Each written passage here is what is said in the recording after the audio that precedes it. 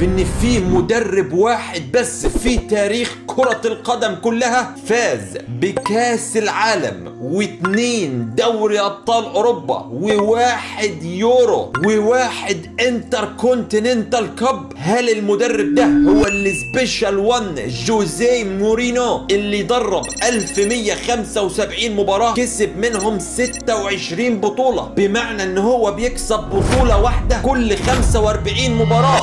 لا مش هو. طيب ممكن يكون الدون كارلو انشيلوتي اللي درب 1351 مباراة وكسب 31 بطولة، بمعنى بطولة واحدة كل 43 ماتش؟ لا مش هو. طيب ممكن يكون السير أليكس فيرجسون اللي درب 1500 مباراة كسب منهم 38 بطولة، بمعنى بطولة واحدة كل 39 مباراة؟ برضو لا مش هو. المدرب ده ما دربش غير 342 مباراة بس كسب منهم 9 بطولات، بمعنى بطولة واحدة كل 38 مباراة. فمين هو المدرب ده؟